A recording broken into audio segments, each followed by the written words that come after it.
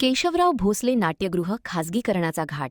रंगमंच कलाकार व करवीर जनता हाणून पाडतील का डाव? वर्षभरापूर्वी संगीत सूर्य केशवराव भोसले नाट्यगृहाला लागलेल्या भीषण आगीने संपूर्ण कोल्हापूर हादरले होते.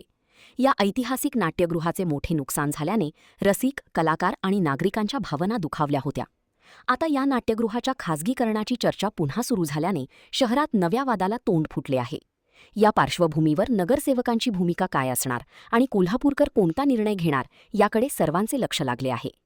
महाराष्ट्रातील सर्वात जुन्या नाट्यगृहांपैकी एक असलेले संगीत सूर्य केशवराव भोसले नाट्यगृह पूर्वी पॅलेस थिएटर या नावाने ओळखले जात होते. या नाट्यगृहाच्या बांधकामाला 1913 मध्ये सुरुवात झाली आणि 2 वर्षांत ते पूर्ण झाले. रंगमंचाखाली सुमारे 10 फूट खोल खड्डा असून त्यामध्ये पाणी असल्याने ते पूर्वीची विहीर असल्याचे सांगितले जाते. या ऐतिहासिक वास्तूची उभारणी राजर्षी छत्रपती शाहू महाराज यांनी केली होती. कोल्हापूरच्या सांस्कृतिक वैभवाचे प्रतीक असलेल्या या नाट्यगृहाच्या रंगमंचावर अनेक नामवंत कलाकारांनी आपल्या कलेचे सादरीकरण करत लोकप्रियता मिळवली. त्यामुळे हे नाट्यगृह केवळ एक इमारत नसून कोल्हापूरच्या सांस्कृतिक परंपरेचा महत्त्वाचा वारसा मानला जातो. सध्या या नाट्यगृहाची मालकी सार्वजनिक असून त्याचे व्यवस्थापन कोल्हापूर महानगरपालिकेकडे आहे. त्यामुळे नाट्यगृहाची देखभाल, दुरुस्ती आणि पुनर्बांधणी ही महानगरपालिकेनेच करावी, खाजगीकरणाचा निर्णय घेऊ नये अशी मागणी रंगकर्मी, सामाजिक संघटना आणि नागरिकांकडून केली जात आहे.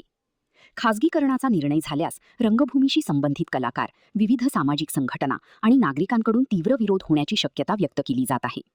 आगामी काळात या विषयावर लोकप्रतिनिधी कोणती भूमिका घेतात आणि प्रशासन काय निर्णय घेते यावर कोल्हापूरच्या सांस्कृतिक विश्वाचे भवितव्य अवलंबून असल्याची भावना व्यक्त होत आहे. महान कार्य न्यूजसाठी कॅमेरामन कृष्णात कांबळेसह बरकतभाई पन्हाळकर, कोल्हापूर. भोसले नाट्यगृह आता शेवटच्या टप्प्यात काम सुरू आहे. गेले 2 वर्ष कोल्हापुरातील नागरिकांना आणि प्रामुख्यानं रंगकर्मींना याची म्हणजे ओढ लागली होती की कधी एकदा केशवराव भोसले नाट्यगृह सुरू होतंय आणि इथं आपली कला सादर करण्यासाठी वाव मिळतो. पण हे होत असताना गेले 2 दिवस एक चर्चेचा विषय येतोय की केशवराव भोसले नाट्यगृह हे खाजगी संस्थेला खाजगीकरणात चालवायला देण्यासाठी घाट काही मंडळींनी घातलेला आहे. प्रामुख्यानं कोल्हापूर महानगरपालिकेतील अधिकाऱ्यांनीच हा प्रस्ताव आणल्याचं काही आमच्या जाणकार मित्रांनी सांगितलं.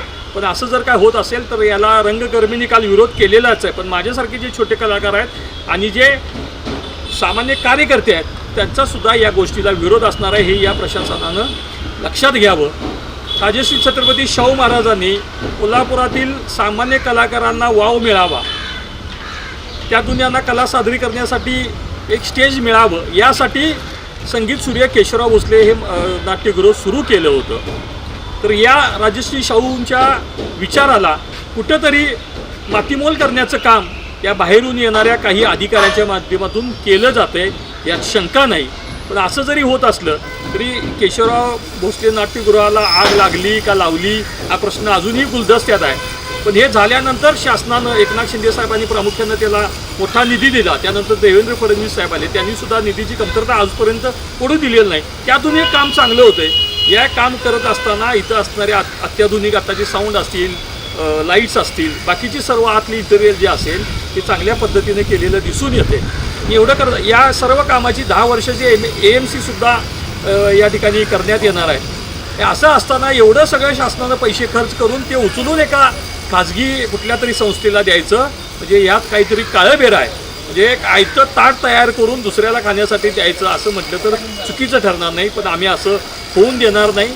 आम्ही कलाकारांच्या सोबत आहोत हे या प्रशासनानं जाणून घ्यावं. जर का खाजगीकरण झालं तर त्यामध्ये काय नुकसान होणार आहे का? असं पण खाजगीकरण झालं की हे बघा कसं आहे की प्रामुख्यानं इथं ही व्यावसायिक रंगभूमी आणि हौशी कलाकार याचे 2 वेगवेगळे भाग आहेत.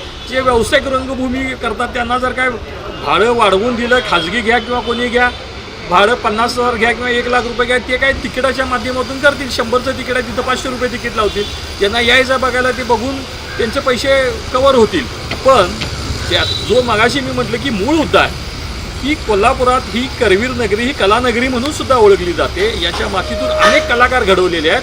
जो राजर्षी छत्रपती शाहू महाराजांचा विचार आहे की कलेच्या माध्यमातून सामान्य कलाकारांना वाव मिळावा यासाठी हे नाट्यगृह उभा केले आणि तेच व्यासपीठ आहे. आम्हीसुद्धा याच व्यासपीठावर तयार झालेलो एक छोटे कलाकार आहोत. त्या शाहू महाराजांच्या विचाराला, उद्देशाला कुठेतरी हरताळ फासली जाऊ नये हाच उद्देश आहे. खाजगीकरण झालं तर बऱ्याच गोष्टी आहेत, ते भाडं त्यांच्या मनमानीप्रमाणे लावतील, कुठल्याही गोष्टीला मदत करणार नाहीत। या सर्व गोष्टीचा विचार करून हे खाजगीकरणाला देऊ नये, अन्यथा आमच्या रोषाला सामोरं जावे लागेल।